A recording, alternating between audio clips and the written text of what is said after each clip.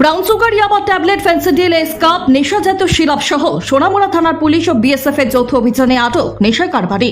ঘটনা সোমবার গভীর রাতে জানা যায় সোনামুড়া থানার ইন্সপেক্টর বিপ্লব দেববর্মা, এসআই জগবন্ধু দেববর্মা সহ সোনামুড়া থানার পুলিশ ও এনসিনগর বিওপি বিএসএফ জওয়ানরা গোপন খবরের ভিত্তিতে তামসাবাড়ি এলাকায় অভিযান চালিয়ে 3500 ইয়াবা ট্যাবলেট, 14 গ্রাম ব্রাউন সুগার ও 28 বোতল ফেন্সিডিল ও স্কাপ নেশাজাত সিরাপ সহ নেশা কারবারি মুশফিকুর রহমানকে আটক করে সোনামুড়া থানায় নিয়ে আসে। সোনামুড়া থানায় নিয়ে আসার এনডিপিএস অ্যাক্টে মামলা গ্রহণ করে সোনামুড়া থানা পুলিশ অভিযুক্তকে গ্রেপ্তার করেন।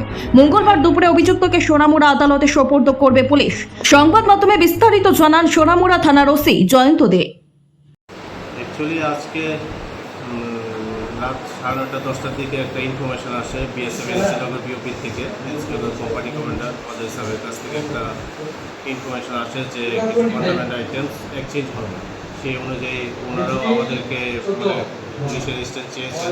অ্যাকর্ডিংলি আমাদের এখান থেকে ইন্সপেক্টর বিপ্লব দেববর্মা এবং সাব ইন্সপেক্টর জগবন্ধু দেববর্মার সঙ্গে স্টাফ নিয়ে বিএসএফের সঙ্গে জয়েন্ট অপারেশন করে এনসিনগরের একটি জায়গার সেই অপারেশনের সময় একটি লোক যখন এই কন্ট্রাব্যান্ড আইটেমস এক্সচেঞ্জ করছিল তখন ওকে ডিটেইন করা হয়।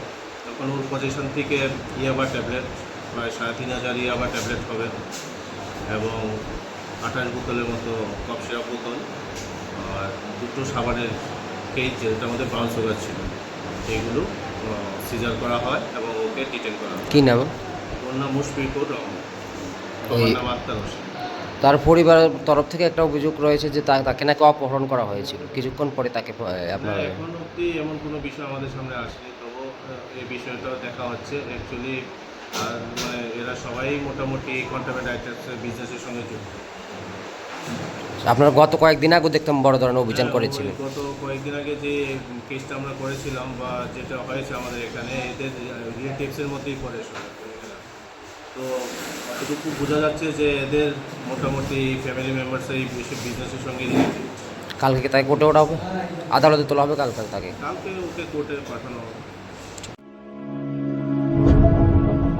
কম্পিউটার শিখতে চান অতি অল্প খরচে? তাহলে আজই চলে আসুন মধুপুর পশ্চিম বাজার গ্লোবাল হাইটেক কম্পিউটার সেন্টারে, যেখানে সম্পূর্ণ নতুন আপডেট ভার্সনে এবং অভিজ্ঞ শিক্ষক শিক্ষিকা দ্বারা ছাত্রছাত্রীদের অতি যত্ন সহকারে প্রশিক্ষণ দেওয়া হয়ে থাকে। সম্পূর্ণ কেন্দ্র সরকারের নিয়ন্ত্রণাধীন একটি সংস্থা এবং কম্পিউটার শেখানোর পর উন্নত মানের সার্টিফিকেট ছাত্রছাত্রীদের হাতে তুলে দেওয়া হয়। তাই আর দেরি না করে আজই চলে আসুন মধুপুর পশ্চিম বাজার নিউজ ত্রিপুরা 24 অফিসের পাশে গ্লোবাল হাইটেক কম্পিউটার সেন্টারে। Bureau report, news Tripura 24।